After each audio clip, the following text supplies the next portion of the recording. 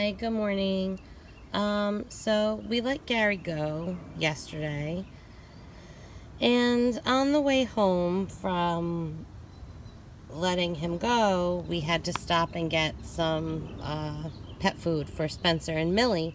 And we were in the pet store, and I thought, oh, I have an empty terrarium now. What could we put in it now? And it just so happens that our pet store sells crickets. And I thought maybe we would learn a few fun facts about crickets. So I will show you. They're hiding right now. They're underneath the log. But we'll read our story and then we will take a peek at our new friends. I've set up their habitat, which is basically similar to Gary's, except they don't like things as wet. I'm going to turn over their little log. And can you see them in there?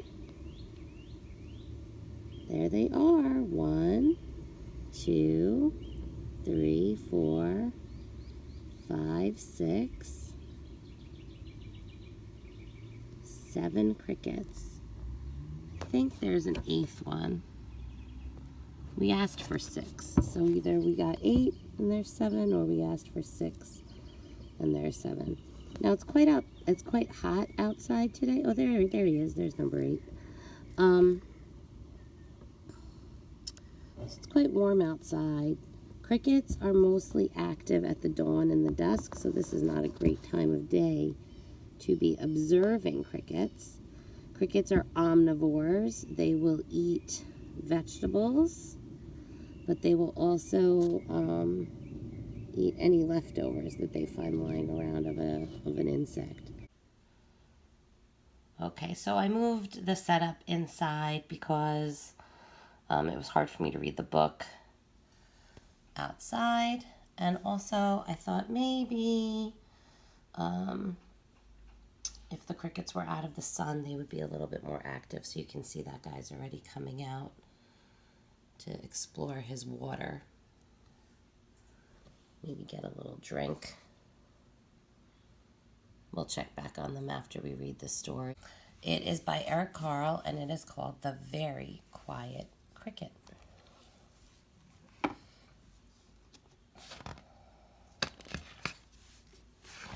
And it starts out with some facts about crickets. There are 4,000 different kinds of crickets. Some live underground and some live above. Some live in shrubs or trees. Some even live in water. Both male and female crickets can hear, but only the male can make a sound by rubbing his wings together. He chirps. Some people say it sounds like a song. So we're going to read today The Very Quiet Cricket by Eric Carle. One warm day, from a tiny egg, a little cricket was born. "Welcome," chirped a big cricket, rubbing its wings together. The little cricket wanted to answer, so he rubbed its wings together, but nothing happened. Not a sound.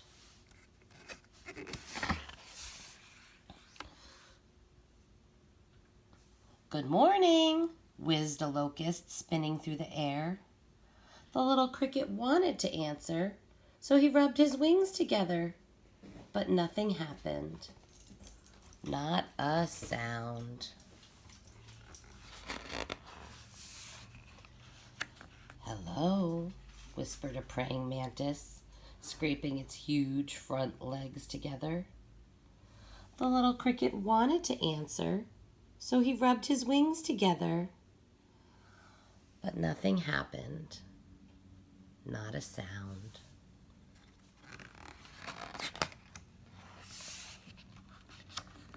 "Good day," crunched a worm, munching its way out of an apple.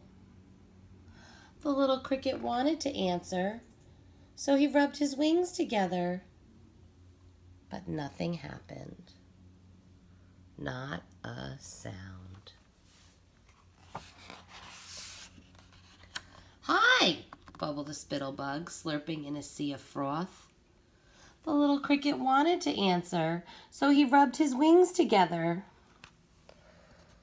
But nothing happened. Not a sound.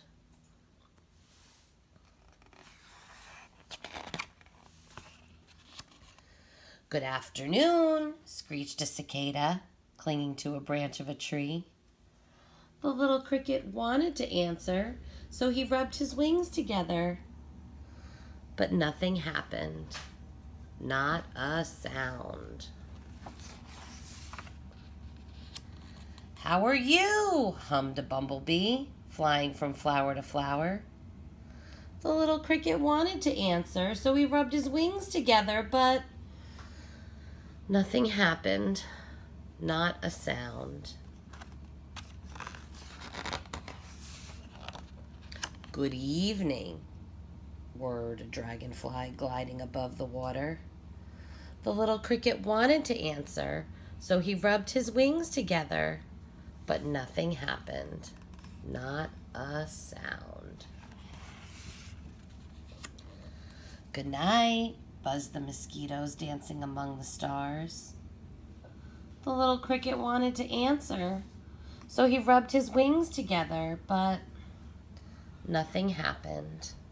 Not a sound. A Luna moth sailed quietly through the night, and the cricket enjoyed the stillness.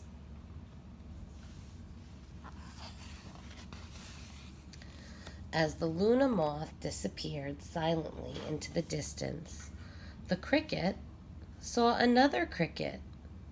She, too, was a very quiet cricket. Then he rubbed his wings together, and this time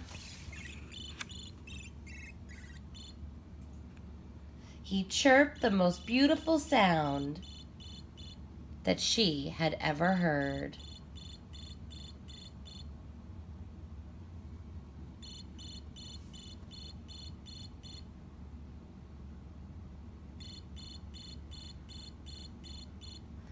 And so that is the story of the very quiet cricket. And there they are in the moonlight. And I set up our crickets, and you can kind of see them. I'm going to take the lid off because there's a little bit of a glare. Although I'm doing this in my living room, so Todd is looking at me like I'm nuts. He says as long as they don't get out. So let's see. What do we have here? Now it's tricky to find them because they do camouflage. And they do like to hide. Oh, there they are. See them? Now these are house crickets. We got ours at the pet store. You can see they like to hide under this little fake log that I have. And we set them up with some water for drinking.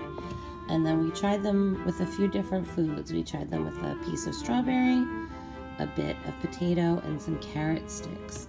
And you can see they like to go underneath things. They're not super, I mean, to be honest, I think the snails were a lot more social, if you really want to get right down to it. The crickets are big hiders.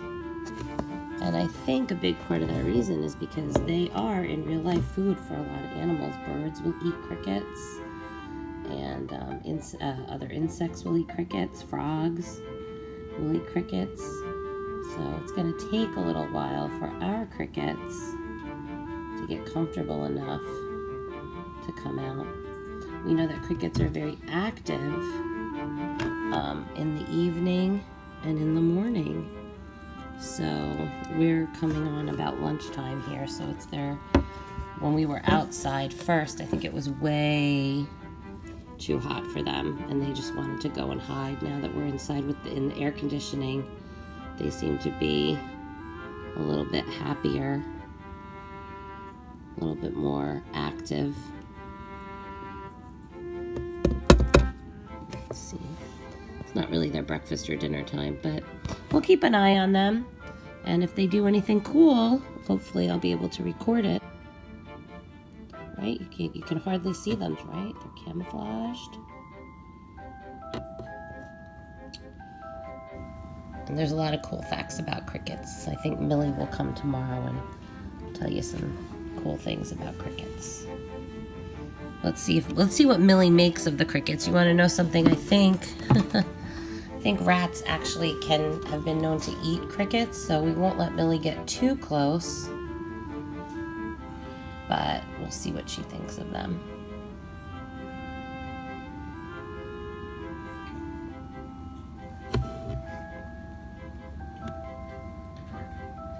See, look at this one.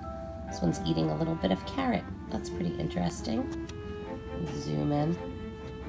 You can see.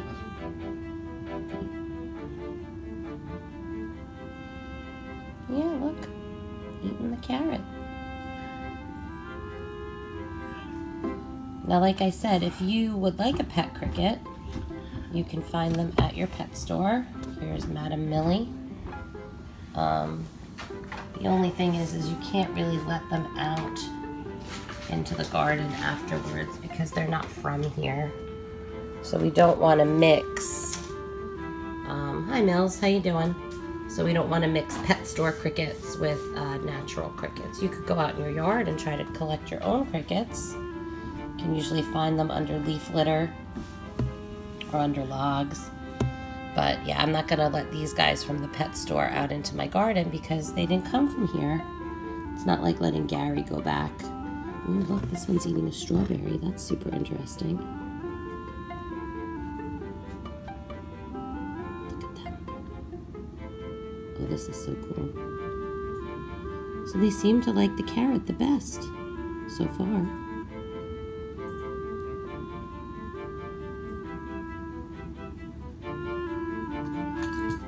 They're moving their antenna to get information about each other.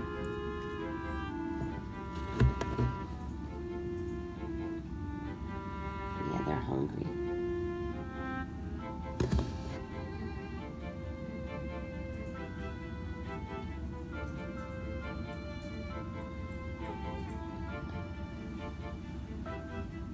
Let's see if this one will drink a little bit. It's water dish.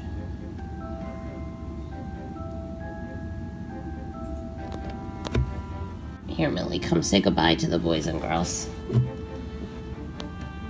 And please don't dig in my pot. All right, Mills. Say bye-bye. See you tomorrow.